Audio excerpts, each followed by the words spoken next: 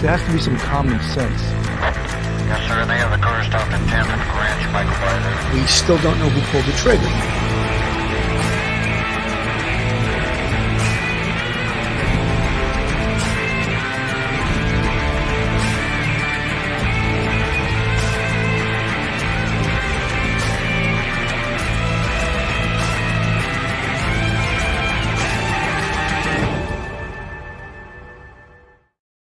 Hello, everyone, and welcome to Police Off the Cuff, Real Crime Stories. I'm your host, retired NYPD Sergeant Bill Cannon, a 27-year veteran of the NYPD.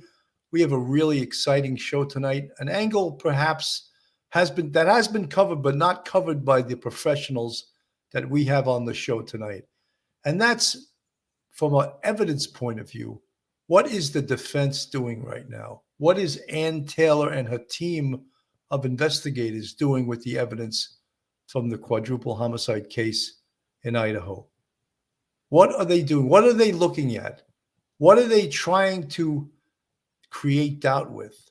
What is the most important thing, the most important piece of evidence or pieces of evidence that they can focus upon? The panel tonight, we're going to discuss that, and we're going to go an in-depth dive into what the defense attorneys, and I say defense attorneys because there obviously is more than one, and their investigators, what are they doing at this point? And how hard will they be working in the next few months to try to create doubt in this case? And with me tonight is retired NYPD detective and straight out of Brooklyn, Phil Grimaldi. How you doing tonight, Phil? I'm doing pretty good, Billy, and I'm excited. Our panel guest tonight, I think we're going to have a great show. I absolutely do too. And we also have, which has been a sort of a crowd favorite, and he's a professor and he's a retired NYPD sergeant, and you guys all love him, Professor Mike Geary. How you doing tonight, Mike? Really good, Billy. Thank you for having me on. It's always a pleasure. I hope you don't upstage me, though, you know? just kidding, Mike. Because we have another superstar guest with us tonight, the author of numerous books, a former Brooklyn assistant district attorney. In fact, he was the chief of the homicide bureau at the Brooklyn DA's office when Brooklyn was rocking. And we have with us tonight, Michael Vecchione. Welcome to the show, Mike. Thank you, Bill. Thanks for having me. Phil, Michael, good evening. It's great. And I just want to mention, Mike's got these books out, Crooked Brooklyn. You can get them all on Amazon. Taking Down Corrupt Judges, Dirty Politician Killers, and Body Snatchers. His Homicide is My Business, Luigi the Zip, Michael Vecchione, and Jerry Schmetterer. And his most recent, Fallen Angel, a true crime fantasy, which is going to be a series also by Michael Vecchione. So, guys, one of the things that we want to talk about, the focus of this show tonight, is about what is the defense doing right now? What are they focusing on? Before the show, we had Professor Mike Geary telling us that they had just been given over 900 something pages of discovery material. And so they're getting busy. Mike, why don't you start out? What is the defense focusing on right now in regards to their job in investigating this case and creating doubt? Mike Geary or Mike Vecchione? Well, I was a defense attorney in addition to being a prosecutor. And if it was me, I mean, at this point, what I'd be doing is getting to know every single piece of paper that has been handed to me, knowing every photograph that's been handed to me, every tape that was handed to me, every scientific document that was handed to me. And then I would go from there, because you can't start to mount the defense until you know what the prosecution has against you. So that is what I believe they're doing right now. And based on what they learn, then the attorney will go ahead and start to construct a defense. And in my opinion, the most difficult thing is going to be the getting past that DNA on that knife's sheath that was found on a bed next to one of the victims. Mike Geary, you had mentioned when we were off the air about the over 900 pages of discovery material that the defense and discovery material, Mike, why don't you just go into that a little bit, what it is, explain to our audience what they'll be doing with that. Okay, yeah. The discovery material, it's a request by Ms. Ann Taylor. She made the request to the prosecutor's office in Idaho on the 10th of January. And 2 weeks later, on the 23rd of January, she received a huge file of paperwork that they turned over to her, like 950 pages of material, police reports, interviews with witnesses, crime scene photographs, tests, lab results of tests, probably DNA, fingerprinting, all of that sort of thing. At this stage, as Michael Vecchione rightly pointed out, they don't know exactly how much evidence. This is just the first evidence dump that they have gotten from the prosecutor's office. And until they really go through every bit of it, they really can't form a defensive strategy. But right now, as Michael said, they're getting familiar with that. They're reading everything over several times. Ms. Taylor will read through everything. A second seater with her is going to read through everything. They're going to compare their own notes in their head. They're going to have someone look over those crime scene photographs. They're going to be working probably 12 and 16-hour days from now until June. And they will be getting probably again before June another discovery dump from the prosecutor's office. Phil Grimaldi, you were a detective, obviously. Mike Vecchione mentions the DNA on the sheath. Now, a lot of people, even in the YouTube world, are saying, "Well, that wasn't the DNA from Brian Koberger. That was the DNA from his father." They're already creating doubt. The sheath could have got there several ways. The DNA could have got on the sheath months and months ago, and doesn't mean that it was placed there. What's your answer to that, Phil? Well, I'm glad you went to the sheet, because when I heard Mike bring it up when he first was speaking, that's one of the things that I think is going to be a major focal point of the defense's argument. They're going to have to figure out a way to explain, how did Brian's DNA wind up on that sheet? Now, we don't know whether it's touch DNA or blood DNA. If it's touch DNA, they can perhaps put a story forward that he did own a K-bar knife, but it was lost or it was stolen. And that's how his DNA could have gotten on the snap of the sheet. However, if it's blood DNA, I think that kind of slams the door shut on anything other than the fact that he was present at that crime scene during the murders. He cut himself, and that's how the blood got on the sheet. But again, there's going to be some real hard, trying to figure out how to defend that DNA evidence being found on the sheet at the murder scene.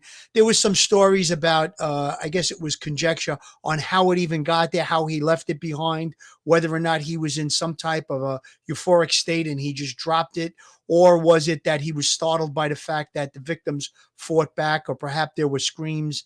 Again, that's one of the things that I think defense is going to be looking at. And perhaps they may try to introduce, and Bill, you and I talked about this before we went on the air, whether or not there was more than one murderer in this case. So again, the knife sheath, how was the DNA collected? They said it was familiar to his dad. Obviously, once they had him in custody, I'm sure that they took a DNA sample, compared it to the knife sheath, and I'm sure it was a match. To a person whose DNA was found on the knife sheath. As the document states, at least 99.9998% of the male population would be expected to be excluded from the possibility of being the suspect's biological father. Joining me now is C.C. Moore, head of genetic genealogy services for Parabon Nanolabs Law Enforcement Unit, which has made more than 200 successful identifications of violent criminals. She's not worked the Idaho case. She stars in the documentary series The Genetic Detective, now streaming on ABC, and she has worked on all 10 seasons of the PBS television documentary series Finding Your Roots with Henry Louis Gates Jr. Cece, thank you for being here. What does this mean? Single source of male DNA, which I'm reading from the affidavit. It means there were no other DNA detected on that, meaning sometimes you can have a mixture. You can have multiple people's DNA. You want to have single source DNA if at all possible, because that really just ties that one person to that item. Now, it was likely that this was touch DNA. Certainly it's possible there was blood. They didn't tell us what type of DNA, but most likely it was touch DNA. And that would typically be just a few skin cells. This might have been a very small amount of DNA, but because of today's technological advances, we can detect even the tiniest bit of DNA.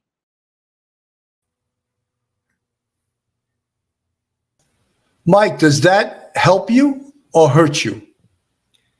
If I'm the prosecutor, No, if you're the defense, I'm if you're the the defense? defense. it's it could hurt, it could help. It's hard to say at this point. It's really very, very difficult to say. I would make the argument that if it's touch DNA, as Phil said before, that it wasn't because Brian left it in that place.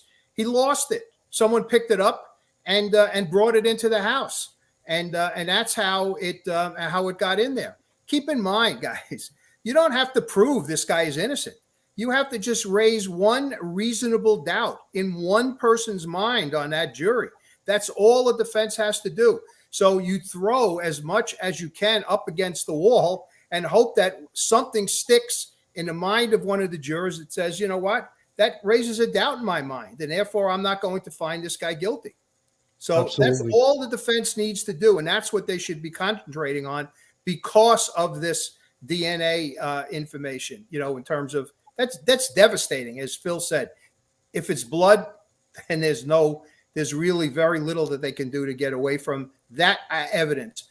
But you know what? Take your eye off the ball. Take the jury's eye off the ball. Let them, look at something else in the case, and let them say to themselves when they get in the jury room, "Wow, you know what? I never thought about that." But that's something that we have to consider, and that's what the defense's job is in this case.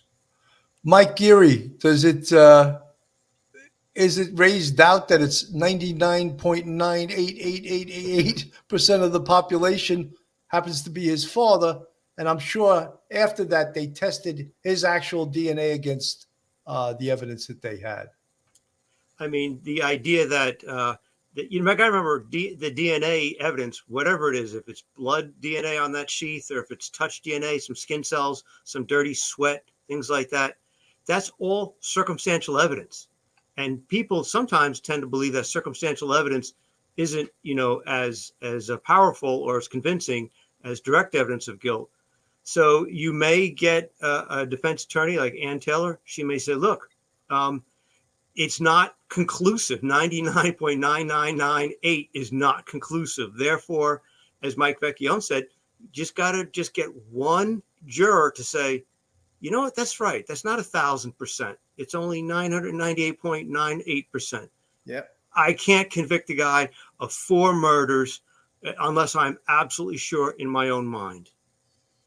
You know what, Billy? I think that each piece of the evidence where the defense team is going to try to impeach that evidence and take it apart, like we're going to use the DNA. We'll talk about that. Perhaps it's touch DNA, and the argument's going to be made that he lost the knife or he lost the sheet or it was brought into the house. Okay, good. But that's just one piece of the evidence. We're going to have an overwhelming amount of evidence.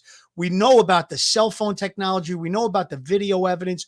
We know about DM seeing a person walk out through the sliding glass doors in the back of the house. We know about the bloody footprint. Those are the things that we know about. How about the things that we don't know about? Perhaps there's other evidence that was recovered from inside that location of the crime scene that is going to put Brian Kohlberger at the scene. Those are the things that I think that are very, very telling. Going forward, they only put a certain amount of the evidence out. There's probably going to be a lot more. And again, all of those things, they could be impeached. There could be doubt on certain parts of the evidence. But when you look at the totality of the evidence, when you get into that jury room and you start the deliberations, I think there's going to be a landslide against Kohlberger in this case. Hey, Bill, well, here's the answer to the in my opinion, for the defense, for the phone and for the car. He lives in the area. He hangs out in that area. He goes to school not that far away. So is there any proof that he was there to surveil the house? No, they have his car there. So what? Is there any proof that he was there because of the phone being in the area? No. There's nobody who even says that he had the phone with him every time he was there. Maybe someone else had the phone and went into that area, and that's how come his phone was there. Is it logical? Not necessarily, but it does resonate sometimes with a jury when you add all of these little bits of doubt around, and somebody on that jury could say, and it's happened to me, guys, so that's why I know. They could say, wow, you know what? They didn't prove this because I need to know why he was there, and the prosecution is just speculating that he was there with the car, surveilling the place, that he was speculating that he was surveilling it and that his phone was pinging off a tower near there. I don't necessarily, I don't think that the prosecution, unless there's other evidence, I think that the defense could very well have answers to almost everything that we know about right now. There may be other things, but that's what I would be doing. And I would say one other thing. If I'm the defense team, what I would do, the leader, Ann Taylor, I would say, okay, who's my DNA expert? And I would give that attorney the DNA evidence to deal with. Who's my technology expert of the people who are on this defense team? And I give that evidence to that person to come up with the doubts that they want to plant in the jury's mind. I think that's what she needs to be doing. One Mike, thing I wanted to say something about, circumstantial evidence obviously means from which inferences are drawn. So as Mike Geary said, it's not maybe as powerful as direct evidence. However, when you pile up circumstantial evidence on top of each other and all of a sudden it's 15 feet high, it's pretty damn powerful. Absolutely. And that's one of the things that we have to realize. And of course, I would think that the defense team is trying to one by one take these pieces of circumstantial evidence and try to disqualify them. Go ahead, Phil. Yeah, what I was going to say was, Mike, I agree with you that you could maybe create doubt on the fact that his phone was pinging 12 different times in the area, usually late evening or early morning hours in and around the King Road location. However, the times when his phone is in the area before the murder, he shut off his phone. So they're going to look at the patterns. Did he ever shut off his phone before? What were his patterns prior to that with regard to shutting the phone on and off? But then the phone also returns to the location at about 9 o'clock in the morning. I have it 9:12, and there's also video evidence of that between 9:12 and 9:21 a.m. on the morning of the murders.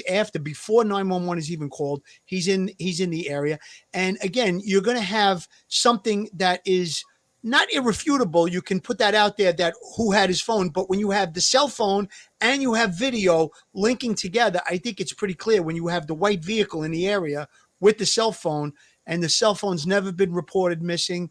I think it's really clear cut. I don't think there's going to be a great doubt there. Well, it's more difficult. You're correct, Phil. One other thing. Does anybody exclude the fact that he might have had a student that he was tutoring in that area? Wasn't this guy some kind of a professor at Washington State?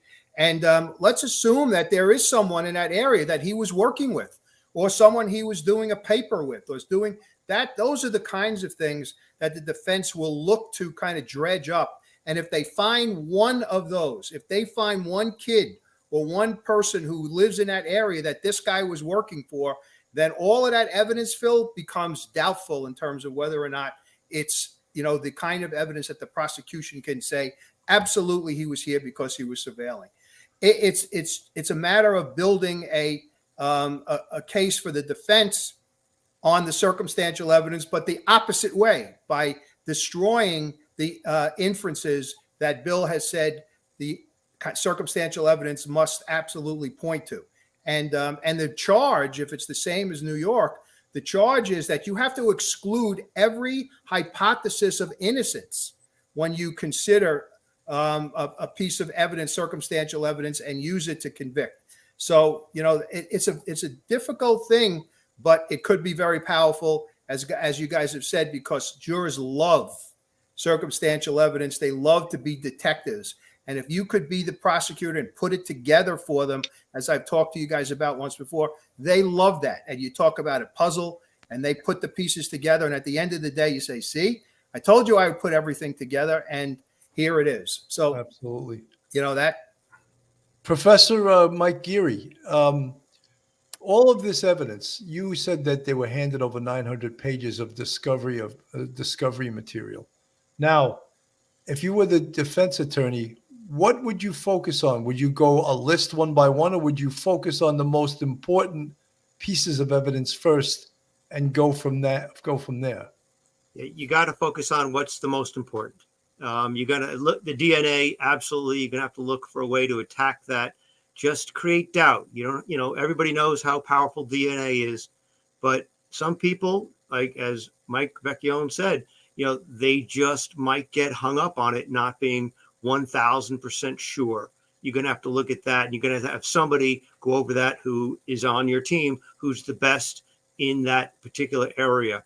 But you're going to have to do a read through from A to Z, and she's going to have to go through everything herself and go through everything with an assistant, and they're going to have to be briefing her. This is what you call like an operation for a war. This is logistics, how to put together the team, how to get their mission going, how to get everybody working in sync. And you're going to look at the DNA. They're going to be looking at the cell phone. Maybe he does have some friends in the area, or there are many people's cell phones pinging in that area. It's a very, very popular area.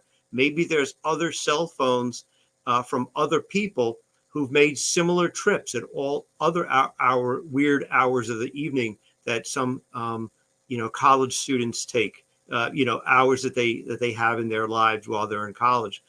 So there's other patterns of perhaps Facebook. Who else is following the girls on Facebook? Is he the only person trying to DM them, direct message them? If there's any other similar patterns of behavior by other boys or other women, then again, that also could possibly create doubt. That's as a defense attorney, that's what I'm going to go after. I'm going to look at like maybe 3 or 4 huge things that I think the prosecutor has their best cards, and go after those and see if I can create just a little bit of doubt on each and every one of them. Just a little bit of doubt on each and every one might add up in one juror's mind to enough reasonable doubt. I want to put this on the screen, play a little bit of this. After consulting with CAS SA, I was able to determine estimated locations for the phone from June 2022 to present, the time period authorized by the court. The records for the phone showed that the phone was utilizing cellular resources that provide coverage to the area of the King Road residence on at least 12 occasions prior to November 13th, 2022. On all of these occasions, except for one, occurred in the late evening and early morning hours of their respective days. Basically, what that translates to is that Brian Kohberger's cell phone was pinged in the area of the Kings Road residence 12 times before the date of the murders.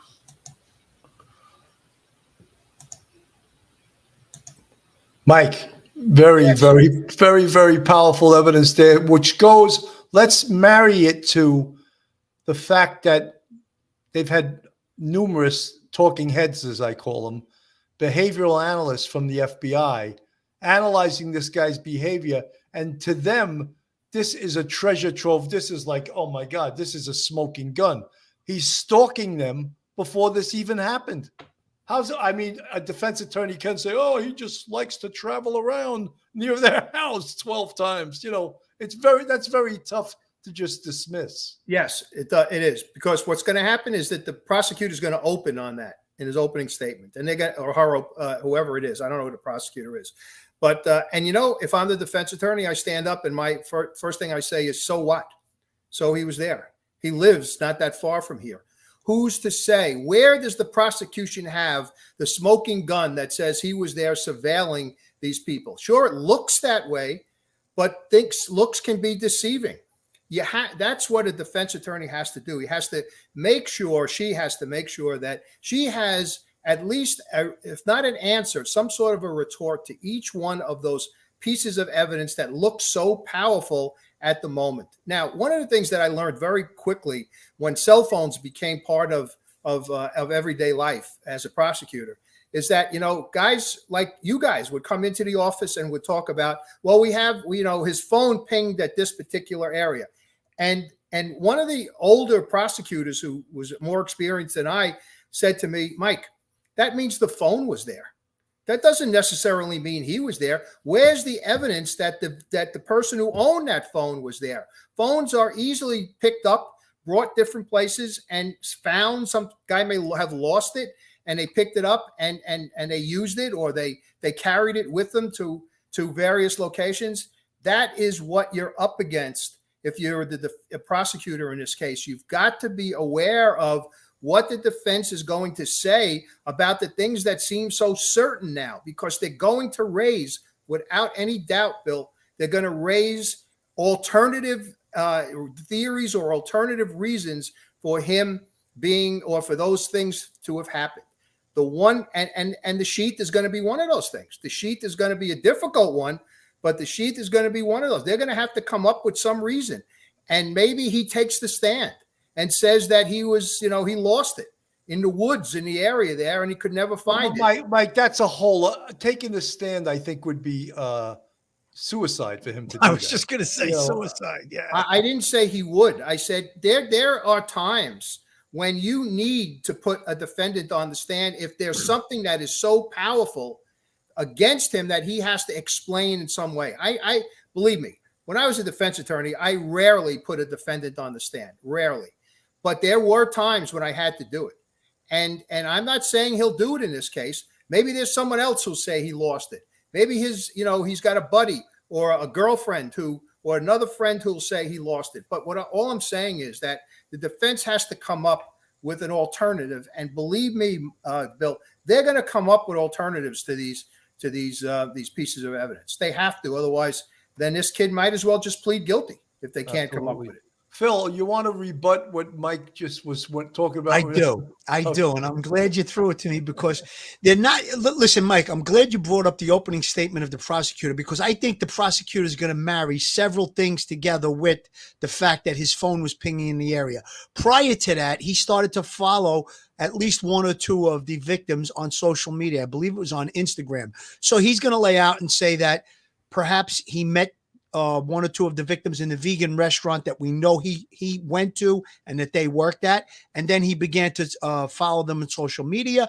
And then we have the vehicle being in the area, and we have the cell phone in the area at least 12 times in the late night, early morning hours, on at least 11 occasions, 12 altogether. I guess the time with the 12th one wasn't in the late evening or early morning hours. So I think they're going to marry all of these different things together, Mike. And I think when it's presented that way for the defense team, it makes it a lot harder to refute that.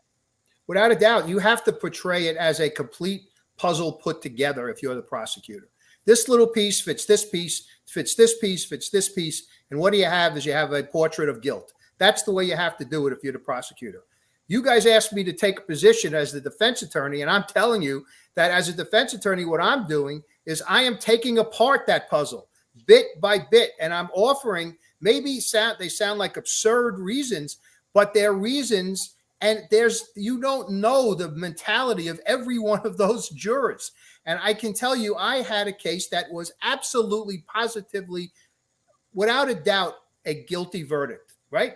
I had 3 witnesses. It was a cop was killed. I had the gun. I had the confession from the defendant. The gun was recovered. He told us where it was. The detectives went out and got it from that place. The person who he hid the gun with testified at the trial. And 2 jurors said, I'm not sending that young man away to jail. I don't care what the evidence is. 2 weeks later, I tried the case, and in 15 minutes, I had a conviction. So what I am saying, guys, is you can't just depend on what you have as evidence and say, I'm just going to throw it out onto the field and we're a winner. You can't do that. And as a defendant, you've got to make sure that you can take apart as much as you can each one of them. So Absolutely. look, let me tell you, if I had my choice, I'd rather be the prosecutor in this case than the defense attorney. There's no doubt about it. But it's not to say that the defense can't mount a viable defense, and I'm not saying a winning defense, but a viable defense that gives this kid an opportunity to walk out. For sure. Cheated no more. Thank you for the $2 super chat. Someone just had said that the fact that he turned his cell phone off en route to the murder location, if we in fact believe he is the killer, that is what Professor Michael Geary would say. Mike? Consciousness of guilt. And here's the retort. Who said he turned it off? Who said he turned it off? Who was in the car with him to say he switched it off? That's the kind of thing that you do as a defense attorney. You throw it out there and someone hopefully says, wow, that's right. That's right. Maybe he left it home and in his house and someone else turned it off and he forgot it there. All I'm saying is that consciousness of guilt, and Mike is correct. That is consciousness of guilt. But there's an answer to it. And the answer is, did you see him do it? Nope, you didn't see him do it. You knew that his phone was off, but who knows? Maybe it hit, maybe the phone was in a dead spot. Who knows? Maybe the phone was underneath the seat of his car because he dropped it and it was, it was unable to ping off the cell tower.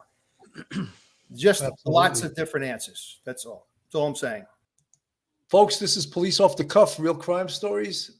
If you like real crime from a police perspective, then you're in the right place. If you're not subscribed to us, please go on our YouTube, hit that subscribe button, give us a thumbs up, ring that bell, and make comments. We love to read your comments and to respond to most of them, not all of them, but we love to respond to them. We also have a Patreon with 3 different levels if you want to support us financially. And we have a YouTube channel memberships with 5 different levels, and you see all the folks in the green font. They're part of our YouTube channel memberships, and we really appreciate all our fans, our subs, and our friends out there in Police Off the Cuff, real crime story land. Phil and Mike, and I should call you Professor Mike because we're getting confused with 2 Mikes on the show. Professor Mike, there's so much evidence in this case that has yet to be turned over to the defense. And you alluded to that with the 900 and something pages of discovery. However, that's neither here nor there right now. What we're talking about now is the defense team busy doing their job and working it. And we spoke about something early on called victimology and looking into the backgrounds of all of these victims. And the police did it. Absolutely. Does the defense have to do the same thing, Mike? They should. They should. And I'm sure they will, because remember, as Mike pointed out, he's poking holes in everything we're throwing at him. And that's what a defense attorney is going to do. And the prosecutor better be ready for that. There's going to be perhaps the raising of any sort of innuendo, anything that they can get to discredit the 4 victims. And remember, we're playing for the highest stakes there are in this game. And no holds barred in this match. And if they could get away with casting dispersions on any of the 4 victims from their backgrounds that they could find through their own research, their own investigators going out there, then I think the prosecution has to be prepared for that, because that's what I would do if I was a defense attorney. Absolutely. Phil, what do you think? Well, there's going to be a lot of different, positions that they may take with regard to who did the murders, who committed these 4 murders. I put it out there earlier. Perhaps they're going to try and introduce that there was more than one murderer. We're pointing the finger at Kohlberger. Perhaps there was someone else that was present that did these murders. Again, when you have 4 people slaughtered like that, right away, from the outside, 100%, you look at it as possibly being drug related. Again, do they try to make that connection when they look into the victims in this case? Are they going to say, what was someone here that attended a party that was related to the Cali drug cartel or something of that nature. So again, all of those things is stuff that private investigators will do on the defense side of it. Again, there was something else that I just wanted to just discuss. Papa Roger was a person that was identified in a chat room that discussed the finding of the sheath. I believe the exact quote was based on the fact that the police put out that it was a large bladed knife that was used on the victims, that he believed that the sheath was found at the location. So again, that person said such egregious things that they were they were blocked out of that chat room, and no one has heard from that Papa Roger character. Now, if they can prove that that's Brian Kohlberger that made that statement in a chat room, that would be irrefutable. I mean, knowing the fact that the sheath was found at the location and then stating it later after the murders in a chat room, I think that that's just about irrefutable, Mike. Devastating. That would be one of the things that it would be hard to come up with an alternative theory with regard to that. It really would. That would be. Hey, Billy, I just thought of something that Phil had mentioned. Can I just jump in real quick? Yeah, go ahead, Mike. Okay. No, Phil and Mike, you just got my brain thinking, and I saw a comment by one of the in the chat room like a couple of weeks ago. The timeline too is so narrow from 4:01 say to say 4:15 that one of the listeners said that it was a gentleman who said 4 to 4:15. I doubt one guy could kill 4 people with a knife in that short a period of time. And I think that's something too that the defense could say, look, it's physically impossible for one man to kill 4 people, including one of the 4 people was Mr. Chapin, who was like 6'3" and much stronger and bigger than Brian Kohlberger. So let's face it, ladies and gentlemen, the police are wrong. They got Brian Kohlberger, but there's actually 2 other people out there that did this crime, because it's totally impossible for one person to do this sort of crime, kill 4 people with a knife in that short a period of time. It may sound ridiculous to us as police officers, but again, the prosecutor could throw it out there to say the timeline is just way too narrow for one person to do it. And maybe you get one juror to say, yeah, you're right, that's ridiculous that one person could kill 4 people. Yeah, and that doesn't necessarily, if I'm the prosecutor, that doesn't necessarily exclude Kohlberger from being one of those people, but it does create a doubt. And you do have the person who DM sees in the house with a mask. That's a perfect thing for the defense to say, well, what about him? How do we know that he's not part of this, this group of people who did this, or maybe even the one guy who did it? Right. And I got to throw one other thing out. I you talked about DNA. Somebody mentioned before about whether or not the DNA is pure or whether it's only his. We don't know all of the evidence yet. We don't know if someone else's DNA has been found in and among the blood on the or on the sheets that they recovered or on the mattresses or anything of that nature. If that's the case, then and they exclude the victims. And let's say there's an unknown, and there may very well be. It's a college, kind of a college, almost like a fraternity house. They now have, the defense now has an argument that, well, where is that person? Why don't you get that person in? Or that person is unknown, and how do you exclude him from being the person who was involved in this shooting? And again, I'm saying this because I had a case that way. I thought it was a dead winner. And the DNA and a bloody palm print on the wall was of the victim and an unknown DNA. And I thought it was going to come back to the defendant. His DNA was not even in the mixture. It was the victim's young daughter.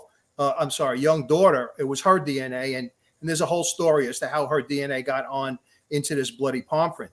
But the bottom line is that any doubt is something which a defense is going to jump on and try to make much bigger than it may very well be. One of the things that has been raised in the chat, and I've heard it raised before, and if I was the prosecution, I would try to slam the door shut on this, is the drug allegations. Is there any past history of there being any drug arrests in that house? Is there a past history? Is there any intelligence that anyone was selling drugs out of that house? We know that Brian Koberger at one time had a heroin addiction. So that puts that little stamp on him. We also know the most violent murders that we've ever seen in our careers have been drug related. So couldn't the defense raise that issue, even though Of course. I think it's important for the prosecution to slam that door shut, but they could. Phil, you want to comment on that? Yes, I do. Real quick, just to piggyback what Mike Vecchione just said. I'm sorry, what Mike Geary said. The video evidence is around 4:04 a.m. is the last time that the vehicle circles. It started circling at about 3:29 a.m. and at 4:04 a.m. is the last time that it circled the location. So, and again, based on the probable cause affidavit that was put forth in the beginning when he was first arrested, DM says that it was around 4:17 a.m. that he exited the location. So again, Mike, you're making a really good point. It is a very small window. But again, if you're attacking people with a large knife that are asleep, I don't think you need a whole lot of time to be successful in slaughtering those people. It could probably be just a couple of minutes. But again, you could raise some doubt based on that timeline. But we believe that around 4:04 is the last time the vehicle circled. So perhaps he parks the vehicle, he walks over and he gets into the location. Could be another 2 or 3 minutes. And he's exiting at 4:17. So there is enough time in my mind for him to have committed those 4 murders by himself. There is one other thing that we don't know, Phil, and that is how many stab wounds are in those bodies and how deep are they and how we don't have any. So the more stab wounds, the more time it's going to take to inflict. So that might very well be something if there are a number of them and they're deep and they're really vicious looking wounds. That's another part of the argument that, or an argument that the defense could use to say, look, it couldn't have been one guy. You can't inflict 65 stab wounds. And I'm just speculating now. I don't know how many stab wounds there were. We don't know. And we also don't know what the toxicology reports are of the people who are dead. To add to Bill's comment about the drug, closing down the drug thing, if the toxicology reports are all clean for these kids, then I would say, if I'm the prosecutor, come on, the drugs have nothing to do with this. Drugs have nothing to do with it. It's just a red herring that, the defense wants you to, to go after. But we don't know that yet. We don't know because we haven't seen the science yet. And that's, I don't think do any of you guys know what the autopsy result is? In terms of, Mike, that's what I was going to follow up with, is that the autopsy report has not come back yet. No. I mean, I'm sure the police know what it is. Oh, yeah. And I'm sure the police and the investigators and the prosecution know exactly if they do have blood DNA evidence from Brian Koberger. They know that already. Absolutely. And the other part is you mentioned the toxicology. Usually that takes 6 to 8 weeks. We're past that now. So that could also be back right now. Without and a they're doubt. also withholding that because, look, let's face it, the judge and the prosecution agreed not to call the defense back for almost 6 months. So they're not going to pacify them by handing them everything on a silver platter that they can work on during these 6 months. They want them to work hard on this and let them find out some of this stuff themselves. One of the things about that we don't know about, another thing we don't know is clearly it seems as if the Idaho police or the state police or whoever asked, or the FBI asked the authorities in Indiana, I think it was, to check and stop the car so that they could ostensibly check this guy's hands or look at his hands. And we don't know whether they discovered anything about his hands. It's hard for me to believe, because I've done a lot of murder cases, that there were no cuts on this guy's hands. I don't care if he wore gloves.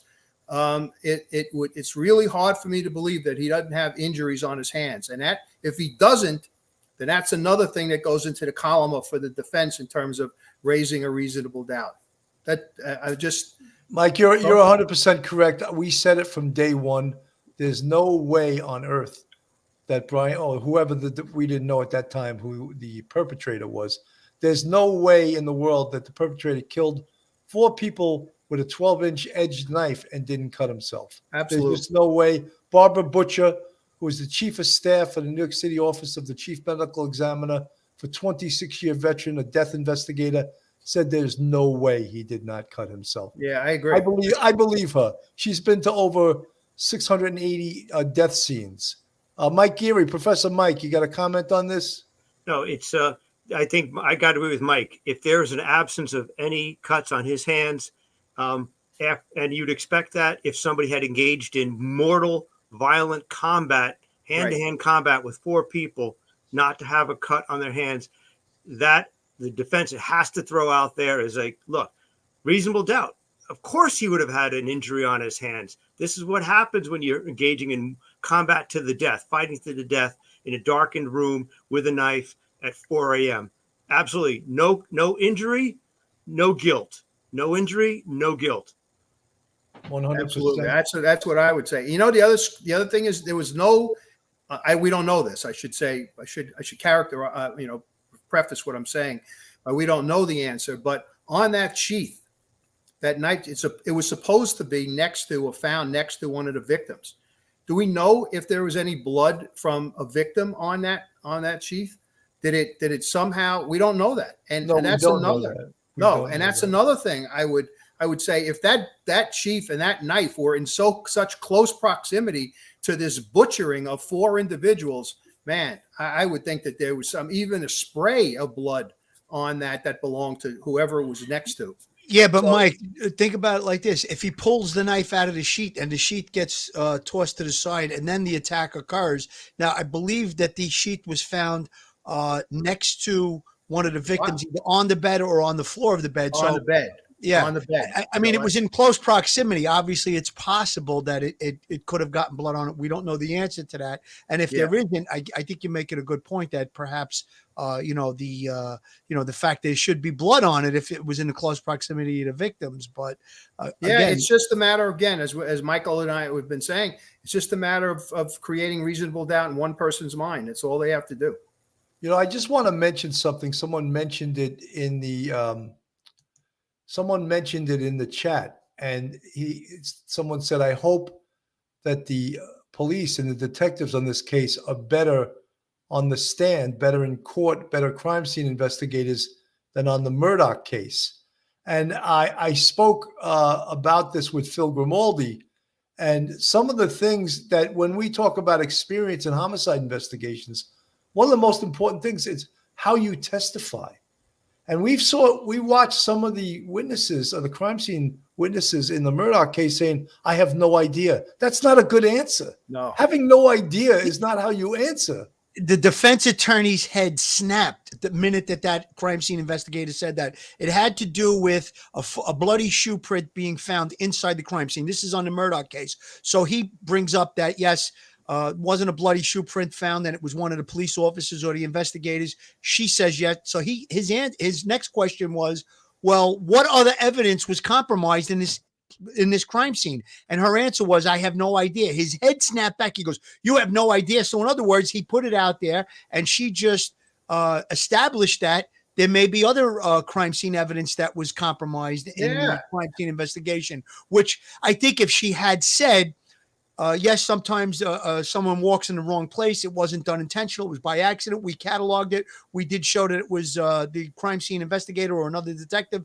That would have been the right way to answer it. But again, you're on the stand. You're in the spotlight. It's not an easy thing to do. And until you've done it a number of times, you're not slowing things down and thinking about what your answer is going to be. She answered, I have no idea. You should have saw the defense Devastating. attorney. Yes. Well, it goes to inexperience. It goes to that she probably hasn't testified very many times. I mean, the proper way is that I'm unaware of any other evidence that may have happened. That's a satisfactory answer. Not I have no idea. It's very It's flippant and it's unprofessional. Hey, just remember OJ, guys. I mean, that was a case that was lost because of all of the way that the crime scene was handled for the most part. So absolutely. JJ, thank you for the $4.99 super sticker. Folks, this is Police Off the Cuff, real crime stories. We're covering the evidence part, creating doubt in this case, which Ann Taylor, who's in charge of this defense, is undoubtedly doing with her team of investigators and attorneys with 6 months to work on creating doubt in this case. It's certainly enough time, but she's got to work on a lot of evidence, and a lot of the evidence, of course, she doesn't have back now because the discovery hasn't come back. You know, Mike, when we were Michael Vecchione, Yeah. when we were off the air, you said something really interesting, and I would have never thought of it. And you said, if you were the defense, you would be working on that eyewitness. Absolutely. Tell the audience what you said. Look, the eyewitness, or so-called eyewitness, says that she saw this guy on the floor, whatever floor of the house it was, and everyone who assumes that who she's talking about is Kohlberger. If I'm the defense attorney, I'd say, well, did you see his face? No. Why? Because he had a mask on.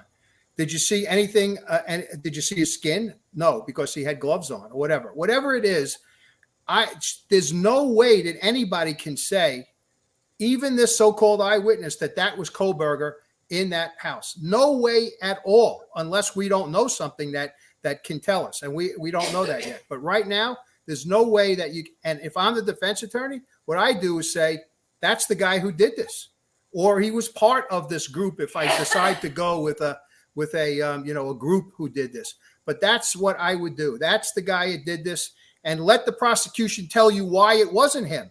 And the prosecution can't do that. They can't disprove that this was. I'm sorry, they can't prove that it was Kohlberger, at least not based on what we know right now. So Absolutely. that's what I would do. Professor Mike, comments? Yeah. And when you read the search warrant affidavit, the arrest warrant affidavit that was originally published, it was like 40-something pages.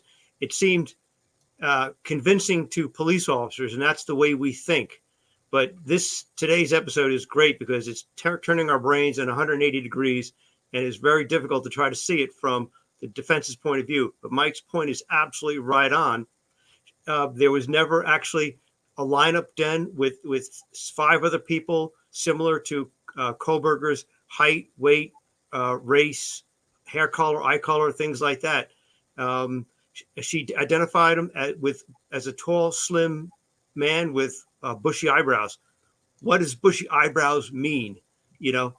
So Mike is absolutely right. You're a defense attorney. You're going to be jumping up and down, pounding the table and saying, that's the killer, but that's not Kohlberger. Now, Mike, there's one thing they could have done, and I don't know why they didn't. Maybe they did, and we don't know about it. Apparently, this guy said something to her. So there could be a voice lineup if they are satisfied that the voice lineup is going to come back, relatively certain that this is Kohlberger's, it's Kohlberger.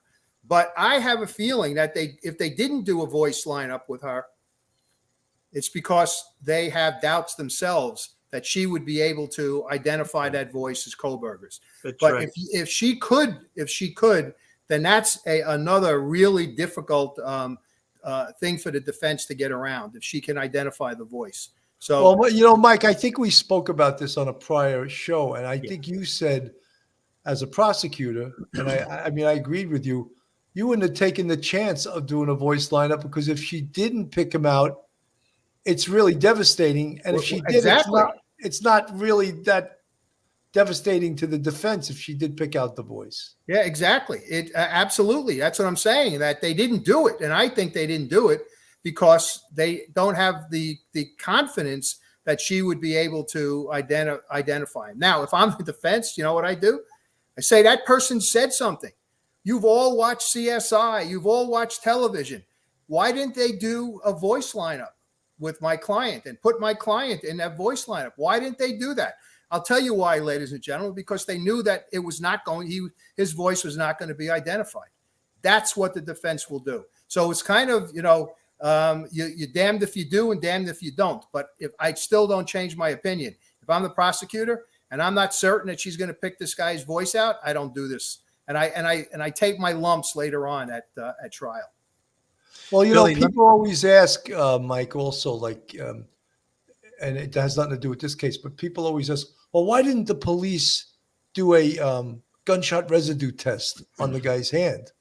Because if he got to wash his hands or had something like an alcohol pad and wiped his, it's not going to show it. That doesn't mean he didn't pull the trigger, you know? So all of those things have to be considered. You know, what percentage is it worth it, and what percentage is it not worth it? Because what does it mean to us to have that? 1,000%, Bill. You're 1,000% correct. Billy, let me just make a point about what we were talking about with regard to Brian Kohlberger injuring himself. Now, a couple of weeks back when we were doing a show, there was somebody in the comment that said, during basic training, I used a K-bar against a wooden dummy, and I stabbed it thousands of times for hours and hours, never cut myself once. My response back was, well, you were stabbing an inanimate object that wasn't moving, struggling, or fighting back. So we all feel, and I'm in agreement with that we believe he was injured some way, somehow, cut himself during the slaying of these 4 young students. But now, since we're having a great discussion tonight and we're thinking in terms of defense, and Mike, you really, Mike Vecchione, you really brought a defense side of this. If he has no injuries, that's something that I think that the defense would try to bring out and say, Without a could it doubt. be possible that someone stabbed 4 individuals who were fighting back and he has no scratches on him, he has no marks, and he has no cuts? So again, very, very good discussion tonight. We're looking at it from a different point of view, and I really like to be challenged on this. This is Well, you know, really a good except Phil, discussion tonight. the crime occurred on November 13th, and he wasn't arrested until December 30th. So whatever wounds he had could still bear scars, but would have been Absolutely. healed. They would have been healed mostly by Correct. that point. That's right. That's Yeah, but the argument. if he cut his hands, I would think it would be a pretty good laceration. And again, if he cut his hands, blood's going to be at the scene. I guarantee that there would be blood at the scene. Now, if he Exactly didn't right. cut himself, there's no blood at the scene. That's a good argument the defense attorney can make. Do we have his blood at the scene? No, we don't. We have his touch DNA in the sheath, but we don't know where that sheath was before or after, you know, Brian Kohlberg may have lost it or whatever. But now we have a person that slayed 4 people. His blood is not at the scene, and he doesn't have any cuts on his hands. So again, creating doubt. I think Right. that's This really this devil's advocate stuff is really bothering me. it's bothering me too. But it's good Hey, because it gets you Bill. thinking. And listen, if you're going to investigate a case and you have all of this experience and knowledge, there's some things that you may do to tighten up, situations where a doubt could be created. We're at, without a doubt. Bill, one of the things you said, about healing and that wounds could have healed. But if I'm going to see, if I'm the defense attorney, let's say, I would go back or try to interview his students, the people that he interacted with in the days immediately following this, and say, did you notice if Professor Kohlberger had any bruises on his face? Did he seem to have cuts on his hand? Did he, was there anything about him that appeared to have been injured, when he was in the classroom with you, or when you sat down with him in his office, when you went over papers with him? That's what the defense should do right now, because if they're satisfied that he doesn't have any, or that he didn't have any wounds, then that's what they should be doing. And that negates the prosecution saying, well, by the time the cops got him, everything healed. Well, here's a guy that saw him 2 days later, and he says he was not injured at all. He had nothing. There was nothing untoward about him. So, Well, Mike, that's why when we talk about the victimology, how many interviews do you do if you're the police? How many people do you talk to? The same question I'm going to ask right now. I'll ask it from Professor Geary. How many interviews should the defense do? How many people do they talk to that they know the police already spoken to? How many restaurants do they visit? They visit that Greek restaurant where a reporter from People magazine said that he had been in there, and then the owner says he hasn't been. Who do we believe? So you have to go retrack and interview some of the people that the police already interviewed. Let's find out what's the truth. Professor Geary. Yeah, everybody knows if you're a good police investigator, you're a detective, you're a police officer, you're a defense attorney, you're a prosecutor, the way you ask a question solicits a certain response. If you ask the question in a different manner, you might get a slightly different response. I'm sure that Ann Taylor has probably at least 1 or 2 retired detectives, local detectives maybe, or state police detectives working on this case, and they're going to go back over as many of the witnesses that they think are important enough to warrant a reinvestigation. These people don't have to talk to them, but you might talk to a student who just might tell you, yeah, I saw a Band-Aid on Koberger's hand, Precisely. that sort of thing, or I didn't at all when we were talking. So you're going to have Ann Taylor's going to have plenty of ability to go back and re-interview. Not all of them. Obviously, she's not going to have the personnel to interview every single person, but they're going to pick out a number of people who may have already been interviewed that seem weak in what they say, or perhaps ask a few other people who haven't been interviewed yet that maybe Brian Koberger can say, look, this person knew me the whole entire time I was there. I talked to him every single day. He would be a good character witness for me. That sort of thing. So Ann Taylor is going to have her own detectives going out and doing these interviews. Without a doubt. Bill, you know what she'll do? She'll decide. This is part A of my defense, part B, and part C. So what she'll do is she will then take her resources, limited as they are, and have someone go out and talk to the evidence or the prosecution evidence that sets up or that attacks part A. Same thing with B and C. And that goes with what Michael said. You can't interview everybody, but you could certainly interview people who fit or you think might help you with the pieces of the defense that you're going to put forward. Absolutely. Frank Marsha, thank you. Bill, that's what's so great about Police Off the Cuff. Experts are here and can see both sides of a crime and make everyone think about what is right and wrong with a case. Thank you, Frank Marsha. Yeah, I mean, we wanted to play, as painful as it is to us, who usually work on the side of the prosecution. That's why great prosecutors become great defense attorneys, because they know the other side of the fence. That's why great police detectives can also become great investigators for the other side. And because they know the system, they know what questions to ask. But Frank Marsha, thank you very much for that comment. Absolutely. Phil, I just wanted you to do a little salute to Speaking of defense attorneys, Joe Murray, attorney at law. Have you found yourself in a jam? Are you in need of legal counsel in the New York area? Do you need a victim's advocate? Well, Joe Murray is your man. He's not only an experienced trial attorney, he's also a retired 15-year member of the NYPD. He literally knows both sides of defense. His website is jmurray-law.com. His telephone number is 646-838-1702, or you could email Joe at jmurray-law.com. Joe is a big supporter of Police Off the Cuff Real Crime Stories, and he is an excellent defense attorney. You know, folks, when I decided to do this show tonight, because basically with the gag order, there's nothing really new, but so you can actually look at this case from a different angle. And I didn't just want to repeat something we had repeated, but I thought about what is the defense attorney doing right now? And with the panel of experts right now, I think we raised some pretty good, a pretty good idea of what the defense attorney is doing right now. And of course, she and her whole team have their work cut out for them. And she's got to decide what should she focus on that will create doubt. And I think we sort of raised that. And the most important thing right now, January 31st, 2023, is the sheath with the DNA on it. But that could all change with the 900 and something pages of discovery that was released to her.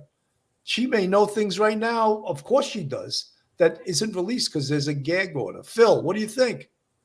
Well, I think that if we're going to take an eyewitness, let's say either an Uber driver or a DM, that eyewitness can be contacted by the defense and interviewed. However, they're not obligated to speak to that person. So me as an investigator on the case, and I'm sure Mike Vecchione will agree with me, I would instruct that witness, you don't have to talk to anyone. You should not talk to the press. Obviously, there's a gag order in place.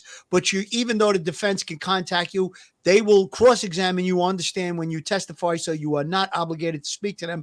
That would be one of the things that I would definitely try to put forth with any eyewitnesses on any case, not only this case, in any case, because something that is said to an investigator could be misconstrued. They could twist your words, and now you get on the stand and they can turn around and say, well, when I interviewed you or I had my private investigator and you said this, this, and this, and it's going to not match up to what you're saying on the stand. And again, you could be doubted right there, and it could be impeachment of a good witness. And Bill, the prosecutor has to be careful about what they tell the witness. You can't tell them, don't talk to that guy. You could say you don't have any obligation to talk to them. It's entirely up to you, because the last thing you want them to say is somebody gets on the and say, well, the prosecutor told me not to talk to your investigator. Now that becomes now another thing for the defense to argue, to the jury about what were they afraid of, that kind of thing. So Absolutely. We're going to start to wrap this up. I'm going to start with Professor Michael Geary, always the man of reason. I heard he went home with all kinds of cuts on his hands over the weekend. Just kidding. He had Band-Aids all over his hand after the weekend. Yeah. But Mike, final words. Just for your viewers, just patience, and think about this case, not from a point of view of someone coming up with rumors and speculation, but come to Police Off the Cuff and get the real information right here, not from the talking heads. Absolutely. Detective Phil. Well, I just want to say that it was great that we had Michael Vecchione on and Professor Michael Geary. It really made me think about a lot of the stuff that we talked about in previous episodes, how it could be challenged. And I always love a lively debate, and I love to be challenged because it makes you just a little better at what you're talking about. I do want to mention the victims' names. We've mentioned Brian's name several times. Madison Mogan, 21, Kaylee Gonzalez, 21, Ethan Chapin, 20, and Xana Conodal, 20. God bless their souls. May they rest in peace. And we're going to get justice for these kids. They were slaughtered. They were innocent kids. I just want to mention their names, and I think we have an obligation to do that since we did mention Brian's name several times. Absolutely. Michael Vecchione, final words. I just want to thank you again, guys, for having me on. And I want to thank you for taking me back more years than I know how to count at this point in terms of my defense attorney days. And I want to just say one other thing, and that is being a defense attorney and then being a prosecutor helps you become a better prosecutor, because you know what the tricks are and how they're going to try to trick the prosecution into a mistake or trick a jury into a mistake.